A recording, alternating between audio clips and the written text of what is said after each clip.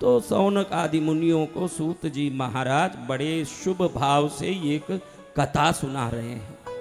क्या सुना रहे हैं? कथा। क्या कथा? द्वारकाधीश की कथा। किनकी कथा? द्वारकाधीश की कथा। कौन है द्वारकाधीश बताओ? अच्युतम केशवम कृष्ण दामोदरम राम नारायणम जानकी वल्लभम। अच्युतम केशवम कृष्ण दामोदरम राम नारायणम जानकी वल्लभम। राम नारायणम जानकी वल्लभम। केशवाय माधवाय मधुसूदनाय गोविंदाय विष्णवे वामनाय। आप जितने नाम लेते हो ये भगवान राम का अवतार पूर्ण करके कृष्ण बन के द्वारका में जन्म लिए हैं और द्वारकाधीश बने हैं। क्या बने हैं? द्वारकाधीश। और द्वारकाधीश भगवान कृष्ण उसी द्वारका में भोज वंश के सत्राजित नाम का एक पुण्यशाली व्यक्ति है। उसका नाम क्या है? सत्राजित। सत्राजित पुण्यशाली सूर्य का उपासक है। सूर्य उपासना जरूर करना बहनों। आपको टाइम है क्या? नहीं है? 10 मिनट रोज सूर्य रोशनी में अपने शरीर को आप जरूर, सूर्य की किरणें पड़े ऐसी जगह घर में खड़े रहो सुबह सुबह। आप देखोगे कि शरीर को जितने विटामिन चाहिए, जितने मिनरल चाहिए, जितनी चीजें शक्ति की चाहिए, ये सभी चीजें मात्र 10 मिनट सूर्य रोशनी में खड़ने मात्र से मिल जाए। जय जय गुरुदेव। लेकिन आजकल किसको सूर्य रोशनी में खड़ने फुर्सत है? एसी में बैठ गया तो कहीं वो एसी की हवा ठंडी कम न पड़ जाए, इसलिए सब खिड़की बंद कर दें, सब दरवाजे बंद कर दें। आप खिड़की दरवाजे सब बंद कर लोगे तो सूर्य क्या छत्र फाड़ के अंदर टपकेंगे? हाँ, आपने देखा कि कोई मजदूर बीमार पड़ता है? आपने कभी देखा है? आप ही बताओ। आज एक बात पूछता हूं, कोरोना में पैसे वाले ज्यादा मरे कि गरीब ज्यादा मरे? आप बता दो। हाँ, उनके पैसे से ऑक्सीजन सिलेंडर खरीदने 2-2 लाख रुपए की बोली बोल दी कि 2 लाख दूंगा एक सिलेंडर दो। कोरोना के समय में ऐसा अभाव हुआ 2 लाख रुपए में भी ऑक्सीजन सिलेंडर मिलना मुश्किल हो गया। और ये पेड़ पौधे रोज करोड़ों लीटर ऑक्सीजन आपको फोगट दे रहे हैं महाराज। जय जय गुरुदेव। रोज फोगट मिल रहा है ऑक्सीजन। आप देखो किसी बिल्डिंग में, बिल्डिंग का निर्माण कार्य चल रहा है, मकान का निर्माण कार्य चल रहा है, धूप में खड़े होके सीमेंट का बोरा उठा रहे हैं, ईंटें उठा रहे हैं, पत्थर उठा रहे हैं, गिट्टी उठा रहे हैं, मिट्टी उठा रहे हैं। ये सब लोग यूं मिट्टी से सने हुए ऐसे हैं। इनको कभी सर्दी लगी आपने देखा है? नहीं। और अंदर में एसी में बैठे हुए जो सेठ हैं वो घड़ी घड़ी कर्चीफ ले रहे हैं, जैसे समोसा में मसाला भर रहे हो। हाँ, समोसा में मसाला भर रहे हैं, ऐसे कर्चीफ ले लेके मसाला भर रहे हैं। ध्यान रखना, इस शरीर को प्रकृति से जितना जोड़ के रखोगे आप भी प्राकृतिक जीवन से सुखी और स्वस्थ रहोगे। जय जय गुरुदेव। जितना इसको आप कृत्रिम कर दोगे इतने दुखी हो जाओगे जीवन में।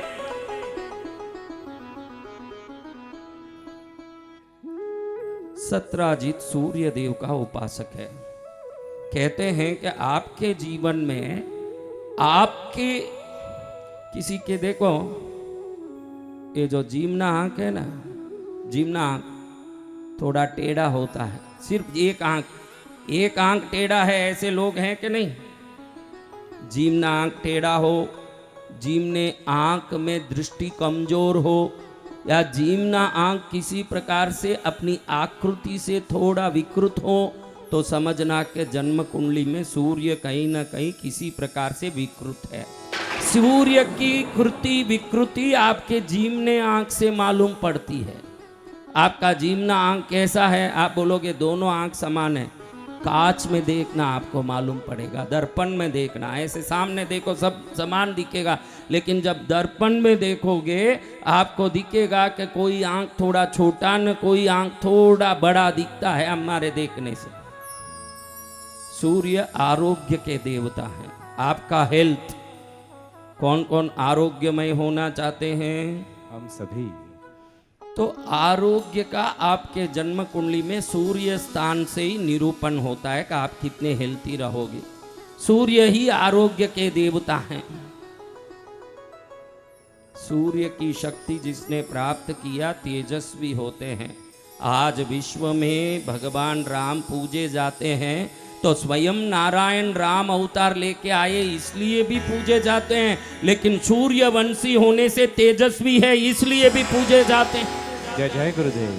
क्या वंश है? सूर्यवंश। हाँ, सूर्यवंशी तेजस्वी। तो ऐसे सूर्य देव की पूजा सत्राजित करते हैं। ओम भास्कराय नमः, मार्तंडाय नमः, दिवाकराय नमः, दिनकराय नमः, दिनचराय नमः, पृथ्वीकराय नमः, ब्रह्मांड नायकाय नमः। सूर्य के 1000 नाम हैं। अभी आप में किसी को कोई तारीफ करें तो आप लोग खुश होते हो कि नहीं? बताओ मेरी बहनों, खुश होते हो आपकी तारीफ करें तो? इसीलिए देवों की भी स्तुति होती है। क्या होती है? स्तुति। क्यों स्तुति होती है? देवता स्तुति प्रिय है। देवता ही नहीं, मनुष्य भी स्तुति प्रिय है। आपको कोई बोले तू बहुत अच्छा है, बहुत बढ़िया है, बहुत शुभ काम करता है, बहुत खूब मंगल है, ये वो बोले, आपका दिल एक एक मिनट में यूँ बढ़ता ही जाएगा। आहा, और बोल भाई सुनूं, और बोल सुनूं, और बोल सुनूं। हाँ, तो सूर्य देव की स्तुति से सूर्य देव सत्राजित पर प्रसन्न हुए और सत्राजित के सामने द्वारका में सूर्य लोक से भगवान सूर्य सत्राजित के सामने प्रकट हुए। प्रकट होते ही सत्राजित ने प्रणाम किया, देखा कि 7 अश्व 7 अश्वों पर रथ पर बैठ के अरुण नाम की सारथी रथ चलाएं। सूर्य के रथ के कितने पहिए बताओ महाराज? सूर्य के रथ के कितने पहिए? 8 पहिए के 6 बताओ? अरे 7 तो घोड़े हैं बेटा। 7 क्या है? घोड़े। 7 घोड़े लगे हैं। पहिए कितने उनके रथ के? एक ही पहिया। कितना पहिया? एक पहिए की गाड़ी सूर्य देव की है, सिंगल टायर। आपकी कोई गाड़ी सिंगल टायर में चलती है? नहीं, एक पहिए में चलती है सूर्य देव की गाड़ी। ऐसे सूर्य देव सत्राजित के सामने प्रकट हुए। कहते हैं सत्राजित, तेरी भक्ति से मैं प्रसन्न हुआ। देखो, भक्ति से कोई प्रसन्न हो तो वरदान देते हैं कि नहीं? जी भगवान। सत्राजित पर सूर्य देव इतने प्रसन्न हुए, वरदान देना तो दूर, सत्राजित को सूर्य देव कहते हैं कि मेरे लोक में आके मेरे मेहमान बनने के लिए मैं तुझे आमंत्रित करता हूं। चलो सूर्य लोक में चलो। कहाँ चलना? सूर्य लोक में। सूर्य लोक चलो। सत्राजित विचार में पड़ गया कि मुझे सूर्य लोक में बुला रहे सूर्य देव, मेरी भक्ति धन्य हो गई। आप लोगों को भी निवेदन करके कहता हूं कि तुच्छ वस्तुओं के लिए भक्ति मत करो। ऐसे मत सोचना कि धन ना जाए न दुख मिट जाए न, ये सब अल्प बातें हैं। भगवती अगर मन में सोचेगी तो भी वो सब हो जाएगा। अगर भक्ति करनी है तो भगवती को ही प्राप्त करने के लिए भक्ति करो, वो भक्ति आपका जीवन तार देगा। जय जय गुरुदेव। माँ मिल जाए मुझे। क्या मिल जाए? माँ मिल जाए। हम माँ पूछे कि तुझे क्या चाहिए? माँ कहती है मांग मगर मैं क्या मांगू, क्या मांगू। माँ कहती है मांग मगर मैं क्या मांगू, क्या मांगू। तूने दिया है सब कुछ अब मैं क्या मांगू। तूने दिया है सब कुछ अब मैं क्या मांगू। माँ कहती है मांग मगर मैं क्या मांगू, तूने दिया पहले से सब कुछ। कई लोग बोलते हैं कि क्या दिया, मैं बहुत दुखी हूँ। अरे मूर्ख, ऐसा शरीर दिया है, हलवा को हाथ में उठा के ऐसे करो, आंख देख लेता है, उसी समय नाक सूंघ लेता बासी है कि नहीं, और मुंह में गिर जाता है हलवा। समझ लो कि नाक यहाँ होता, मुंह यहाँ होता और आंख यहाँ होता, हलवा उठा के पहले आंख को दिखाओ, नाक को सूंघा के मुंह में डालो, हाथ ऐसा टेढ़ा हो के आयोडेक्स बाम लगाना पड़े और 10 कौवा डालो जब तक रात हो जाए, सुबह से इतना टाइम हो जाए। कितना बढ़िया फिट किया देखो। आपको मालूम नहीं करे कि भगवान की सृष्टि कितनी अद्भुत। यहाँ सब हमको जॉइंट्स दिए हैं। समझो यहाँ कोई भी मोड़ने का वस्तु ही नहीं होता, ऐसा ही होता तो बड़ा सा बालाजी का लड्डू भी मिल जाता तो ऐसे ही करते रहते कि मुंह में डालूं, कैसे भी मुंह में डालूं। अब ये मुड़े ही नहीं तो काई का मुंह में डाले, मुंह की जगह रह जाए ना, हाथ की जगह रह जाए। और इतना ही नहीं, यहीं जॉइंट्स नहीं दिए ये लड्डू को पकड़ने के लिए। समझो ऐसे ही हो गए, यहाँ कोई भी मोड़ने की वस्तु नहीं होती, ऐसे लड्डू दिए गोल मोल, ऐसे पकड़ ही नहीं पाए नीचे गिर जाए, ऐसे पकड़ ही नहीं पाए नीचे गिर जाए। कैसे लड्डू को पकड़ने, उंगलियों में मोड़ दिया, उस लड्डू को मुंह में डालने, हाथ में इस जगह मोड़ दिया, पैरों में कैसे जॉइंट्स दिए, कहीं भी चलना हो तो चल जाएं, कहीं बैठना हो तो बैठ जाएं। ऊपर बैठे हुए सेठ के लिए ये घुटना उतना मुड़े, नीचे बैठे हुए के लिए पूरा पद्मासन में बैठ सके उतना मुड़े। कितनी बड़ी मशीन फोगट में दी थी भगवान ने हमको, ये देख लो, कितना बढ़िया मशीन दिया फोगट में। हाँ, अभी माइक पकड़ के बैठे हमारे दिनेश जी शर्मा, अभी ये हाथ ही नहीं मुड़े, माइक ऐसे लेके, हेलो मेरे दर्शकों, आवाज कहाँ जाए। महेश जी गीत गा रहे हैं, कृष्णगिरी में मेला है, कृष्णगिरी में मेला, माइक कहीं रहे ना हाथ कहीं रहे। हमारे भाई भरत आर्गन बजा रहे हैं, हाथ ही वहीं रहे, हाँ बजाएं। कितनी सुविधा दी भगवान ने। नाक के पास ही आंख क्यों दिया है? पता है कि गुलाब है कि कांटा, ये आंख देखेगा उसी समय नाक सूंघ भी लेगा, उसको गुलकंद बना के मुंह खा भी लेगा, क्षण में सब काम कर सकते हैं।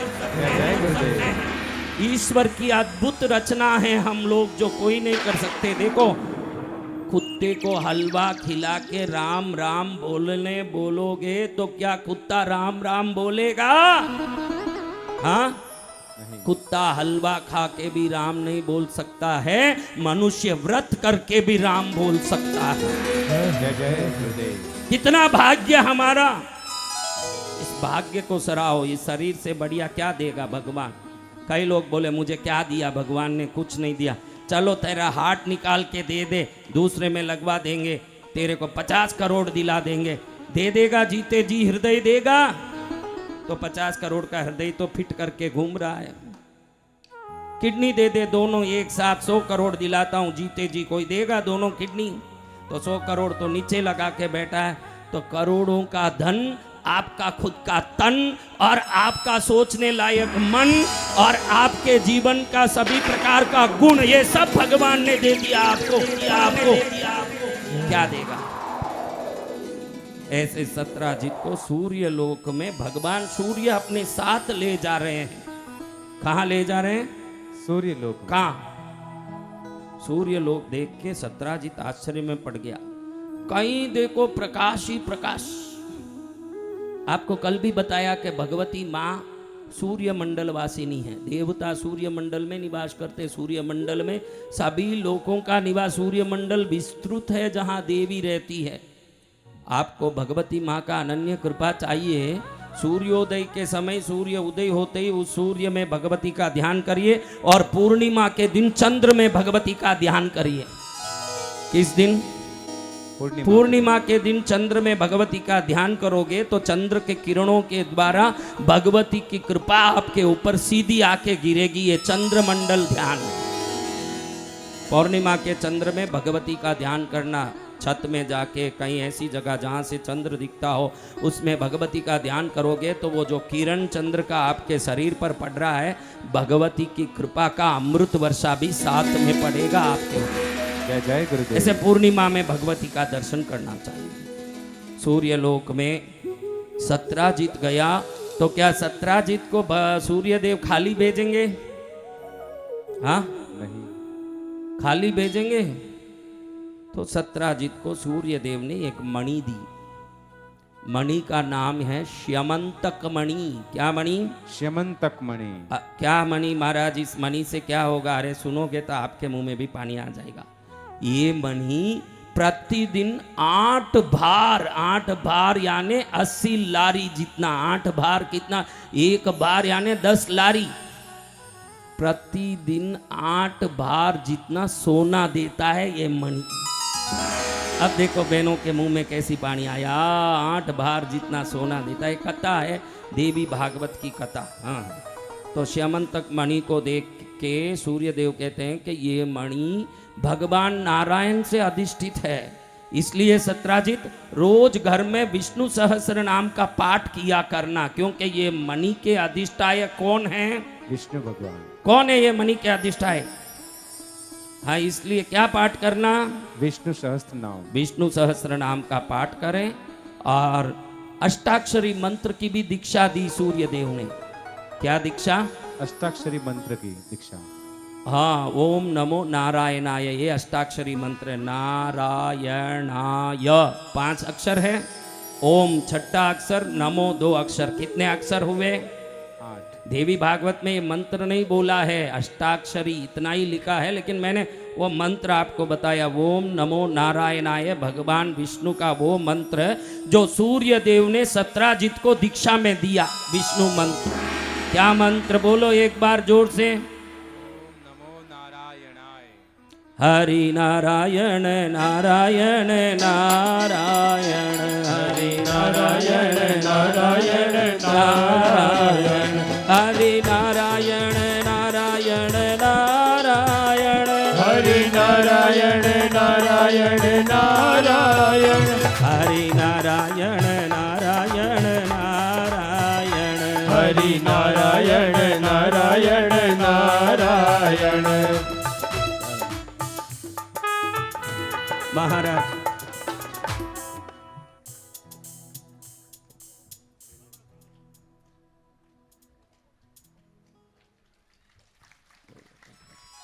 बोलो पूज्य गुरुदेव की जय हो। बोलो पद्मावती मात की जय हो।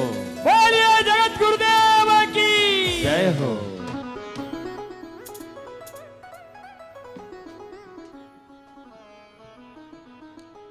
तो महाराज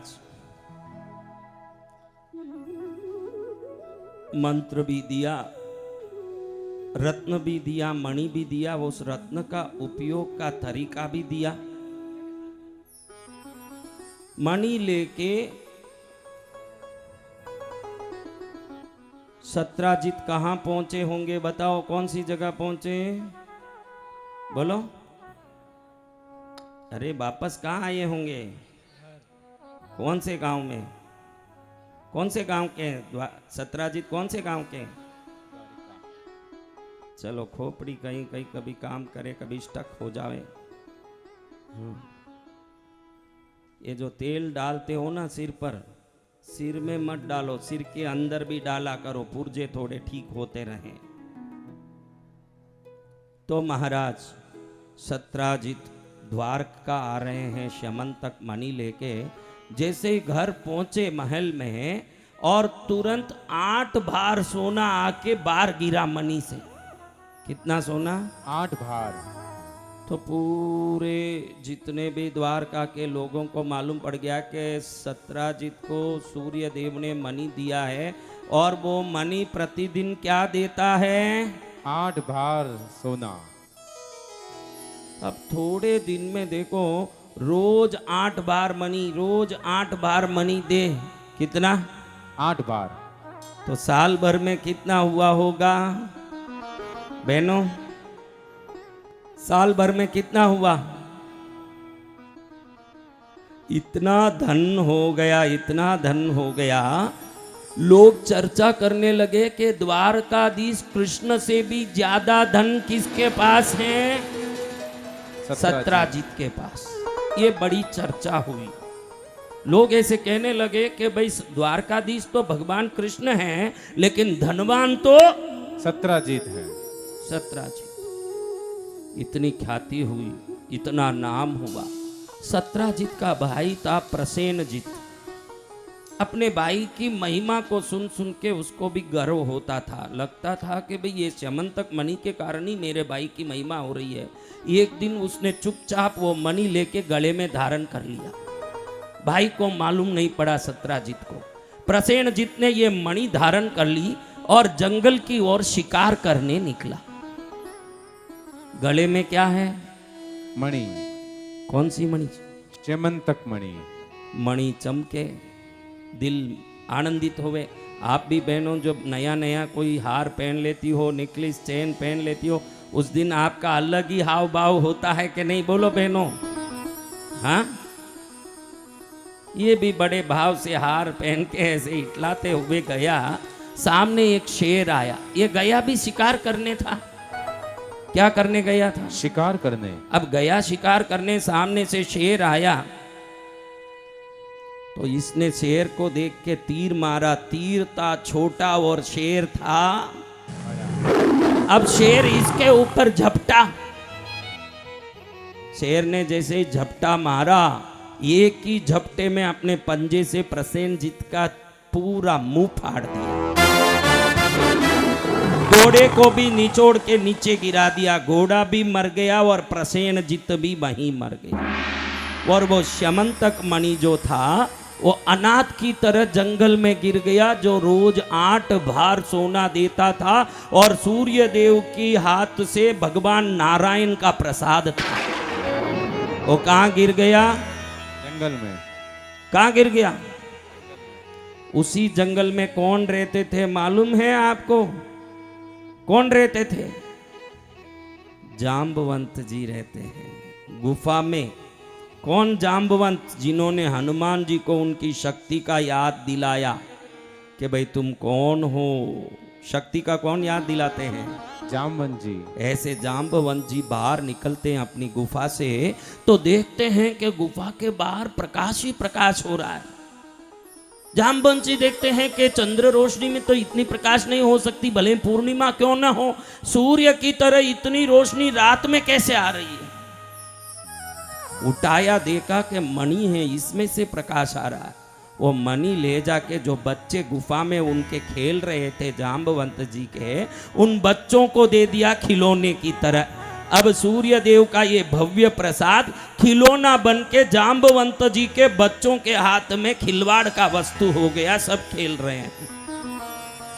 द्वारका में सब जगह बातें फैल गई कि प्रसेनजित और स्यमंतक मणि गायब है। कृष्ण भगवान ने ही ईर्ष्या के कारण जरूर स्यमंतक मणि का अपहरण किया है और प्रसेनजित को भी मारा है। ऐसे लोग तरह तरह की बातें करने लगे। इस दुनिया में अच्छी बातें करने वाले कम होंगे और फालतू की बातें करने वाले ज्यादा। अब सत्राजित सोचे कि स्यमंतक मणि भी गया, भाई भी गया, अब क्या करूं? लेकिन कृष्ण भगवान को लगे कि इस कलंक को कैसे भी मिटाना चाहिए। ये मेरे ऊपर कलंक आ गया कि मैंने इस मणि का अपहरण किया। ये मणि कहीं भी हो, इसको लाके वापस सत्राजित को पहुंचा के मैं निष्कलंक बनूंगा। ऐसे भगवान कृष्ण ने प्रतिज्ञा ली।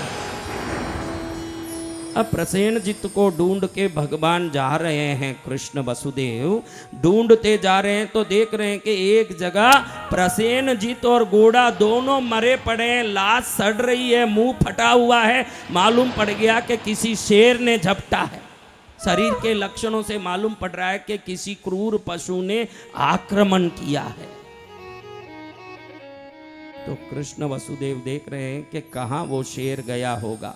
देखो तो शेर को भी मार के जाम्बवंत जी वो रत्न ले जाके अपने बच्चों को दिए हैं। उन पद चिन्हों को ढूंढते भगवान कृष्ण जा रहे हैं तो वो एक गुफा के पास जाके ये खत्म हो रहा है पद चिन्ह। गुफा में कृष्ण प्रवेश कर रहे हैं भगवान, तो देख रहे हैं कि पूरी गुफा प्रकाशमय आलोकित हो रही है।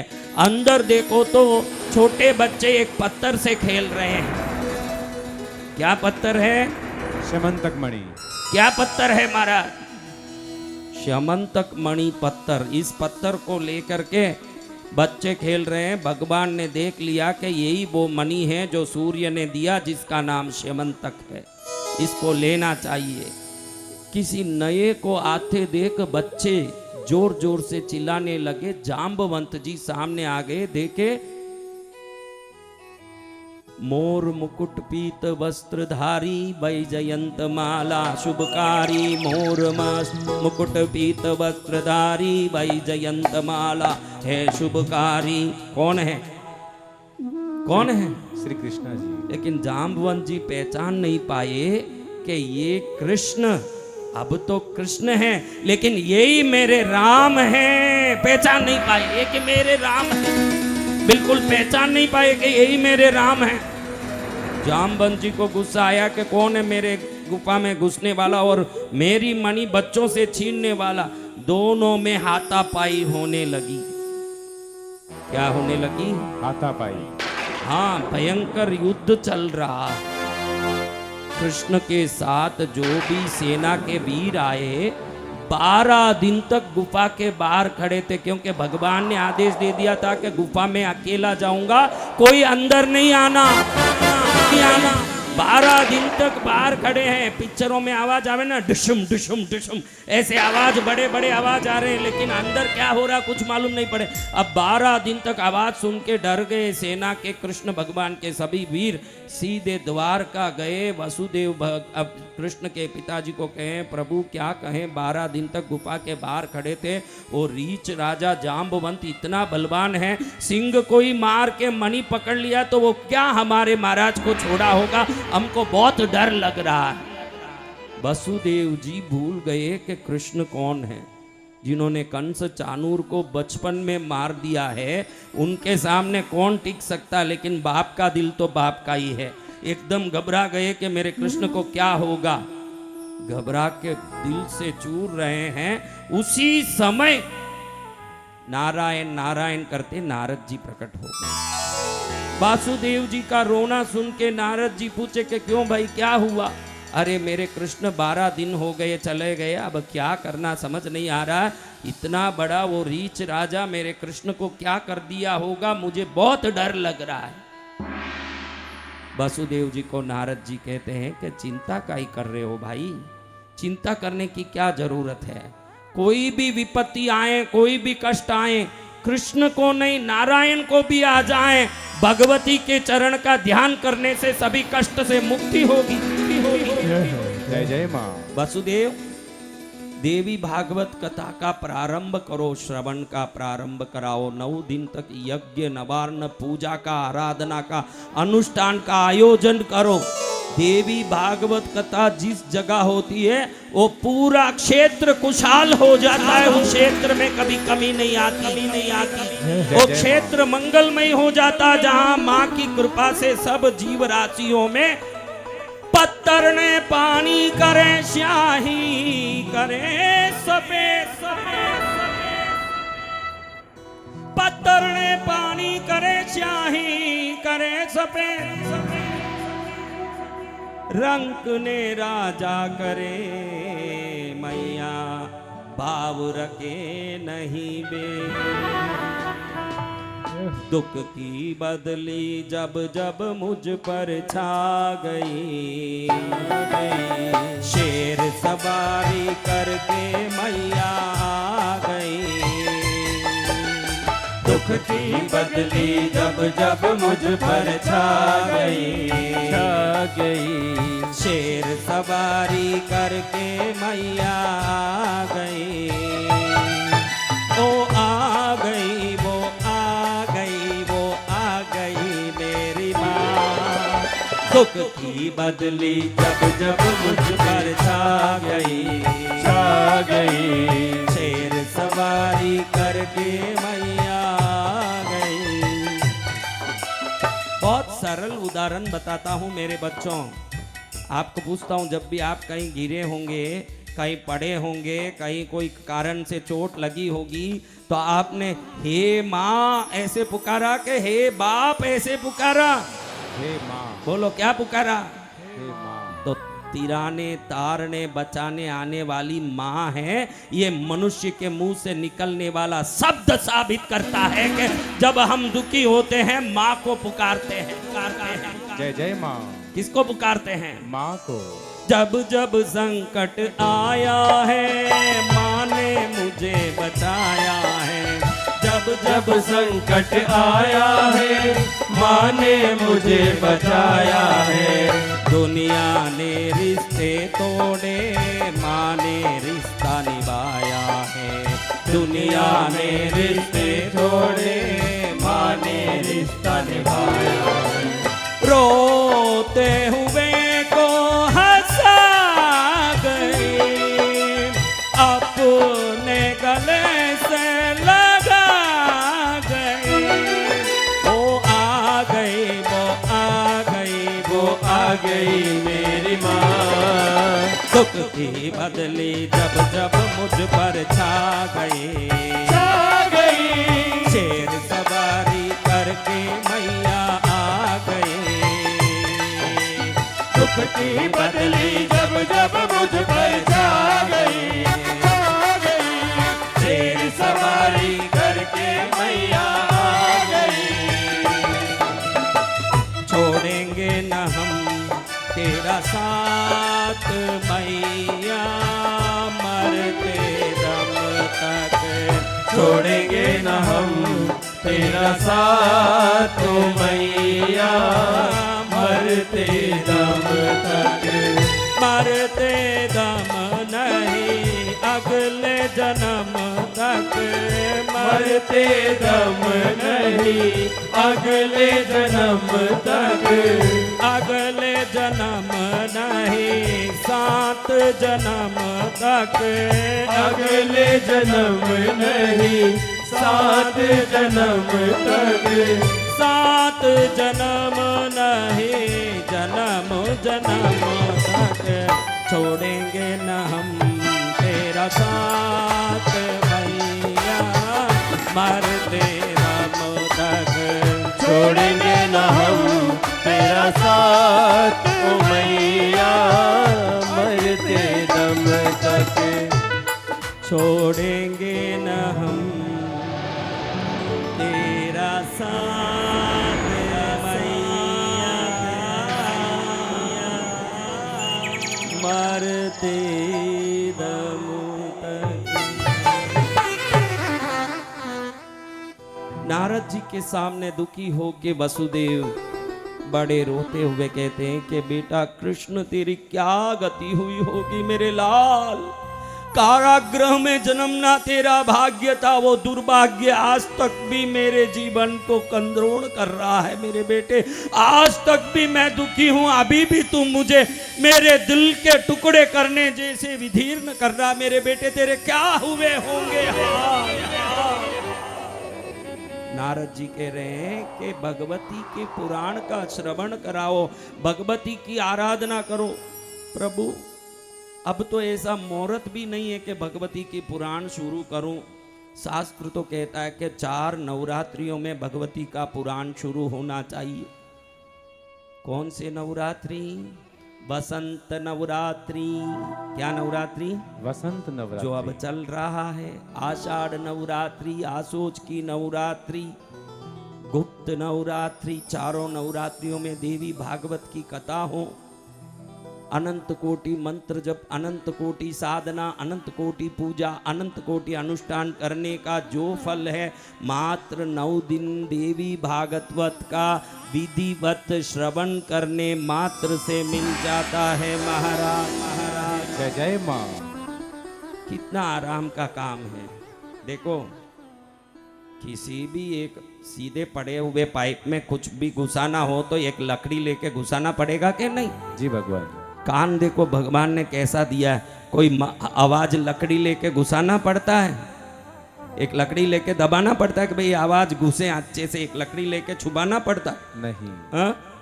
लेकिन इतना ध्यान रखना आवाज तो ऐसे ही घुसता है। कैसा आवाज जा रहा है इस पर सावधानी रखोगे। जब शुभ शब्द कान में जाएंगे तो जीवन भी शुभ हो जाएगा, जीवन का मंगल हो जाएगा। जय जय गुरुदेव।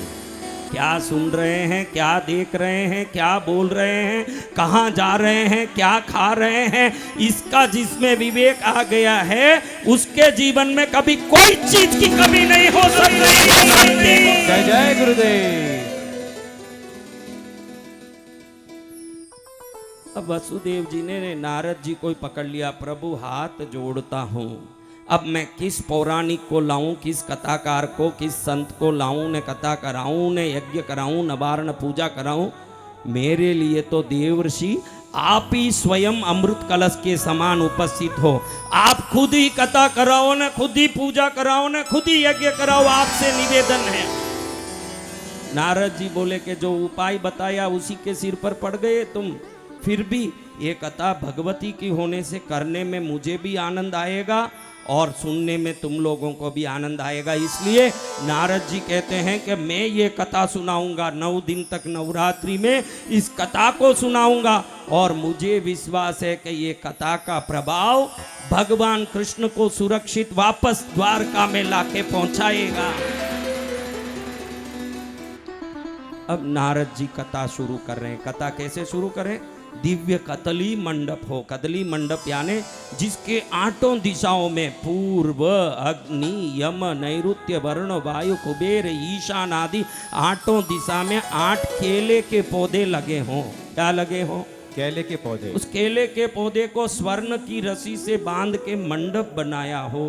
बीच में सबसे ऊंचा पीठ हो, उस पीठ पर स्वर्ण पीठ में देवी भागवत का ग्रंथ स्थापित हो। उचित पूजा से नवार्ण श्री यंत्र के चक्र से, किस चक्र से पूजा शुरू हो। ओम हृदय चक्राय नमः, शिरस चक्राय नमः, शिखा चक्राय नमः, कवच चक्राय नमः, नेत्र चक्राय नमः, अस्त्र चक्राय नमः, भेरुंडा, वन्नीभाषिणी आदि देवियों को स्वागत करके भव्य कथा शुरू कर रहे हैं नारद जी महाराज।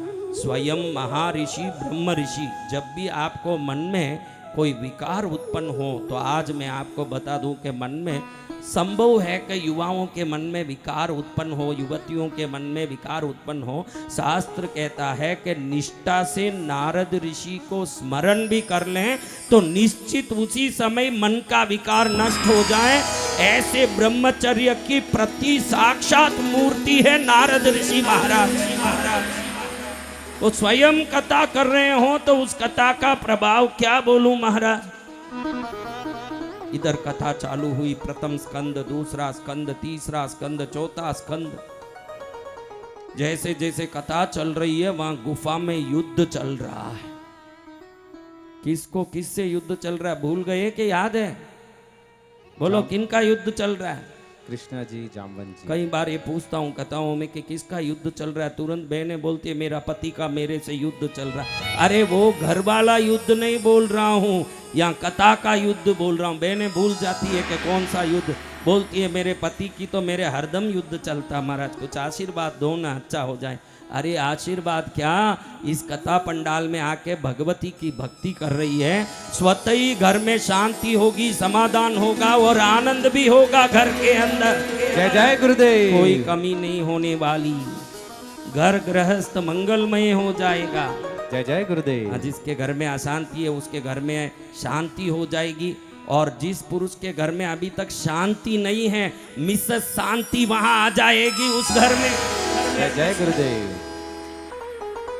तो महाराज इधर युद्ध 12वें दिन जो वीर सब भाग गए थे द्वारका, गुफा के द्वार छोड़ के, 13वां दिन हुआ, 14वां दिन हुआ, 15 दिन हुआ, 16 दिन हुआ, 17 दिन हुआ, 18वां दिन हुआ, 19वां दिन हुआ, 20वां दिन हुआ, 21वां दिन हुआ, 22वां दिन हुआ, 23वां दिन हुआ, 24वां दिन हुआ, 25वां दिन हुआ, 26वां दिन हुआ। न रात न दिन, न भोजन का भूख, न मलमूत्र का त्याग, लगातार लगे हुए हैं जाम्बवंत जी और कृष्ण भगवान। क्या? हाँ, भयंकर युद्ध चल रहा है। इधर जैसे जैसे स्कंद खत्म हो रहे देवी भागवत के, 26वें दिन जब 10वां स्कंद खत्म होने आया देवी भागवत का, भगवती की महिमा, भगवती ने ब्रह्मांड कैसे बनाए, पृथ्वी की सृष्टि कैसे की, ब्रह्मा विष्णु महेश की कैसे उत्पत्ति की, उनको सृष्टि स्थिति संहार का कर्तव्य कैसे बांटा, भगवती राजराजेश्वरी कैसे संपूर्ण पृथ्वी के पालन, सृष्टि और संहार का दायित्व प्राप्त करती, ऐसे नारद जी पूरी कथाएं बताते जा रहे हैं। और जब कथा समाप्ति की ओर आने लगी अचानक भगवती की अनन्य कृपा तरंग बन के गुफा में भगवान कृष्ण की ओर आने लगी। भगवती की अनन्य आशीर्वाद की शक्ति जब कृष्ण भगवान के ऊपर छाने लगी, जैसे जैसे कृष्ण भगवान देवी महिमा को प्राप्त करते गए, वैसे वैसे जाम्बवंत जी को राम भगवान का याद आने लगा। और जाम्बवंत जी सोचते हैं कि जिस हाथ को मैं मार पड़ता देख रहा हूं और जिस शरीर पर मैं मुक्के मार रहा हूं, ये शरीर तो कौशल्या नंदन राम का शरीर दिख रहा है। ये कोई शरीर अलग शरीर नहीं है, ये साक्षात रघुनंदन राम दिख रहे हैं। जैसे ही भगवती माँ देवी भागवत की कथा का संपूर्णता का आशीर्वाद को देने के लिए हाथ उठाई, भगवती जगत जननी के हाथ से एक किरण निकला और किरण जंगल तक जाके उस गुफा में जाके भगवान कृष्ण पर छाने लगा। जैसे ही कृष्ण पर वो देवी का आशीर्वाद जाने लगा, तुरंत जाम्बवंत जी को सामने साक्षात धनुष बाण लेके कृष्ण की जगह पर राम का दर्शन हो गया। जय जय श्री राम। जैसे ही राम का दर्शन हुआ, चरण में गिर गए जाम्बवंत जी। प्रभु गलती हो गई, अपराध हो गई मेरे नाथ। जिनकी चरण की सेवा करनी चाहिए, जिनकी चरण की पूजा करके उस चरण धूलि को सिर पर लगाने से मेरा जीवन धन्य होता है, उस प्रभु के सामने मैंने दुराचार अपराध किया, मुझे क्षमा करो, क्षमा करो। आपको कोई गलत समझता है ना जीवन में, आपको कई बार ऐसे लगता है कि इस आदमी ने मुझे गलत समझा, इस आदमी से मेरी गलत फहमी हो गई है, ये मुझे गलत मान रहा है, इन लोगों ने मेरे साथ गलत किया, ये सब आपको लगता है कि नहीं? तो कभी भी जीवन में आपको कोई गलत माने, गलत साबित कर दे, आपके साथ गलत हो जाए, तो स्वयं कृष्ण के साथ भी गलत हुआ है, ध्यान रखना। उस समय कृष्ण अपने आप को सिद्ध साबित करने नहीं गए, उस भगवती के चरण को पकड़ा और भगवती की कृपा हुई। क्षण में जो गलत सोच रहा था वो सही हो गया। यही होगा, यही। आप अपने आप को सही साबित करने जाओगे, कभी साबित नहीं कर पाओगे सही। जब भी आपके जीवन में कोई दुख आए, गलत बोल दें, कोई गलत हो जाए, उस समय अन्यथा शरणम नास्ति त्वमेव शरणम मम हे माँ, कोई शरण नहीं है। दुनिया मुझे लाख गलत समझे, ये लाख दुनिया के लोग शून्य हैं, तू एक है।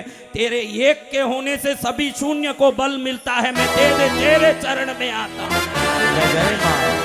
मैं तेरे चरण को नमस्कार करता हूँ माँ।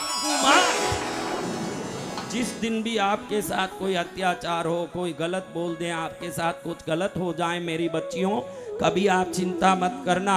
मैं बोल रहा हूं आपके सामने संत बन के, विश्वास से भगवती के चरण को पकड़ लेना। माँ, बदलना, बदलाना, सुधरना, सुधराना, मिलाना, मिलना और लेना और देना, ये सब तू करती है। तो इस संसार में यश, कीर्ति, शुभ अशुभ का भी भार मैं आपके चरण में डालती हूँ। माँ, मेरा कल्याण करो, कल्याण करो, कल्याण करो। जय जय माँ।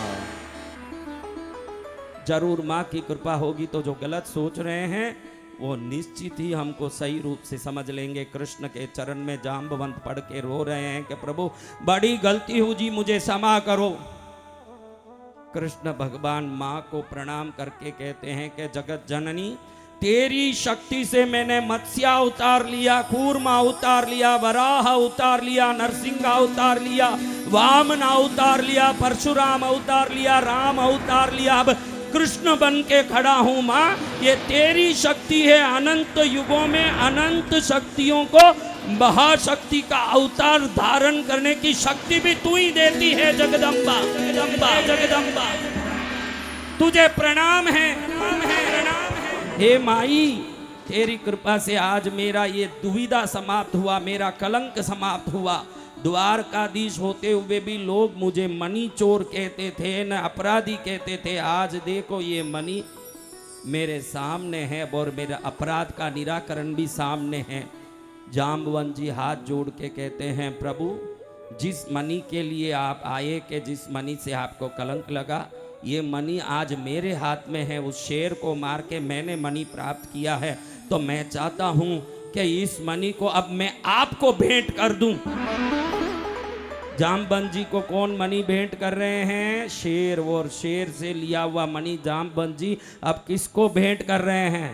कृष्णा जी को। लेकिन प्रभु मेरे से बड़ा अपराध, मेरे से बड़ी गलती हो गई प्रभु, इसलिए मेरी गलती के प्रायश्चित के रूप में मणि तो आप ले जाओ, लेकिन देवलोक की रंबा, उर्वशी, मेनका, तिलोत्तमा भी शर्मा जाएं, ऐसी सुंदर अप्सरस कन्या जैसी मेरी बेटी जाम्बवती का भी मैं आपको हाथ देना चाहता हूं, उसको भी साथ लेके जाओ, लेके जाओ। मणि तो मिला ही मिला, माल भी मिला है। हाँ, क्या मिला है? माल यानी किसी स्त्री को माल बोल रहा हूं, ऐसे मत सोचना। जब हम भगवती की भक्ति करेंगे वांछित वस्तु तो मिलेगा, लेकिन हमने जो नहीं सोचा ऐसा उत्तम वस्तु भी साथ में मिलेगा। जय जय माँ। जाम्बवती को भगवान के हाथ में पकड़ा दिया। उसी समय इसको गांधर्व विवाह कहते हैं, जिसमें फेरा नहीं हो, अग्नि नहीं हो, पंडित नहीं हो, मंत्र नहीं हो, मुहूर्त नहीं हो, तिथि नहीं हो, लग्न नहीं हो, योग नहीं हो, लेकिन किसी को किसी का हाथ पकड़ा दें। ये गंधर्व लोक में होता है, जहाँ कोई तिथि मुहूर्त कुछ नहीं होती, हाथ पकड़ा यानी पति पत्नी बन गए। इस विवाह को क्या कहते हैं? गंधर्व विवाह। हाँ, जाम्बवंत जी ने अपनी बेटी का गंधर्व विवाह करा दिया कृष्ण भगवान के साथ। अब 27वें दिन इधर देवी भागवत खत्म होने का मुहूर्त आया, इधर देवी भागवत पूर्ण हो रहा है, उधर श्री यंत्र की पूजा पूर्ण हो रही है, ब्राह्मणों की पूजा पूर्ण हो रही है, कुमारियों की, बटुक की सब पूजा पूर्ण हो रही है, सभी ब्राह्मणों को दक्षिणा दी जा रही है। दक्षिणा में, पूजा में घंटी शंख बज रहा है। इधर देवी भागवत की पूर्णता की घंटी शंख बजना हुआ, और इधर द्वारका में महल के द्वार पर कृष्ण का जाम्बवती के साथ प्रवेश हुआ।